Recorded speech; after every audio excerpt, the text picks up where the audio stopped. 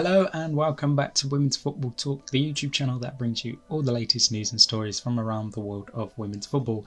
And what a busy weekend we've had here in England alone, with lots of talking points from the games this past weekend, and obviously the big news of the weekend regarding Emma Hayes' future. But before we get into that, make sure you subscribe to the channel with the post notification bell turned on.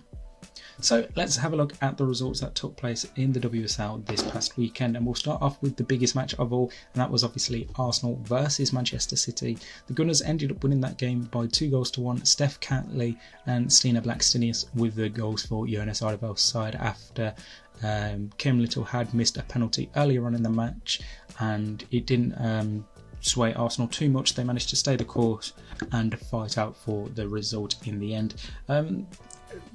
But somewhat of a better performance from Arsenal, still not fully that impressive from what we've seen in years past. There's still some things that need ironing out. They still need to, say, move the ball quicker, do this, that quicker. At times they seem to be dallying, and they didn't really trouble Chiara Keating too much during the first half. I think she did really well in that first half. Obviously Keating gave up the penalty which Kim Little had saved by Keating, and as she tipped it onto the post. Obviously it was one of them moments where I thought, okay, that would have really helped Arsenal progress on 2-0 up and would have set them on nicely the course for the rest of the game. However, that wasn't to be. Second half, again, really slow tempo from both sides. Man City dominating for strong periods, whilst Arsenal then again also had a bit of periods where they ended up dominating.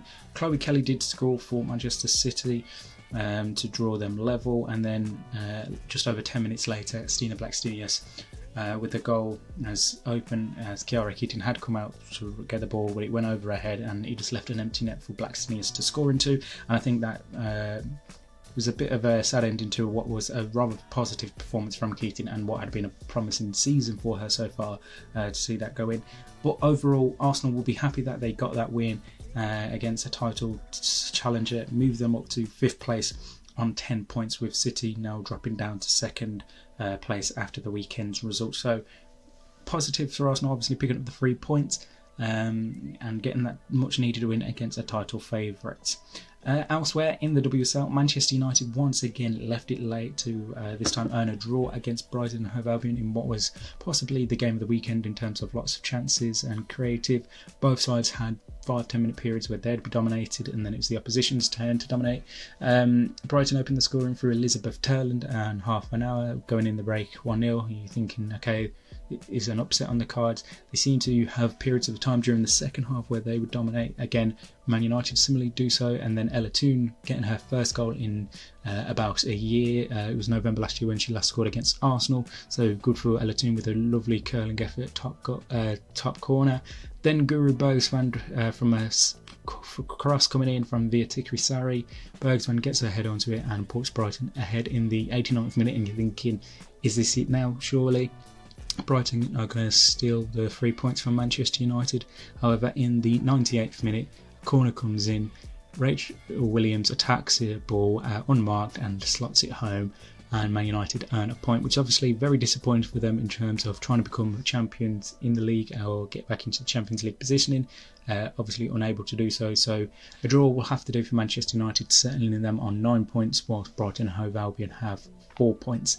A look at the rest of the weekend. On Saturday, Chelsea battered Aston Villa by 6-0. 6 different scorers for Emma Hayes' side. Absolutely fantastic result for the Blues, which sees them top of the table with 15 goals and 13 points. For Villa, their woeful season continues, yet to score a single point, and now sit bottom of the table. But obviously, that wasn't the big story from Chelsea this past weekend. They mentioned afterwards that Emma Hayes will be leaving the club at the end of the season, and it's now heavily rumoured, although not confirmed, that she will be taken over as the US Women's National Team coach once she leaves Chelsea on a full-time basis.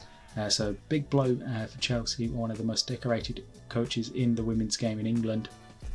Losing her and heading over to the United States. It's going to be an interesting fit to see how that goes. Obviously, she has prior experience over in the United States with the Chicago Red Stars and doing other backroom stuff.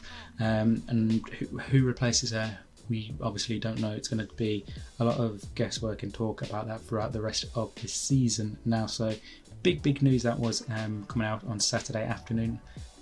Some other scores from the weekend. Liverpool managed to beat Leicester by 2-1. Marie Holbinger and Melissa Lawley with the goals for Liverpool, while Missy Goodwin scored for Leicester, which was an absolutely fantastic goal. Tottenham and Everton played out a 1-1 draw. Grace Clinton scoring for Spurs just before half time, and then an Aurora Ghali penalty in the 85th minute earned the Toffees a point there.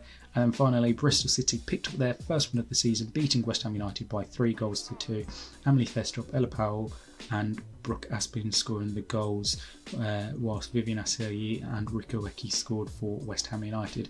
So a quick look at the table. We see Chelsea top, Man City second, Tottenham third, Liverpool fourth, Arsenal fifth, Man United, Leicester, West Ham, Brighton, Everton, Bristol City and Aston Villa bringing it up at the rear of the table.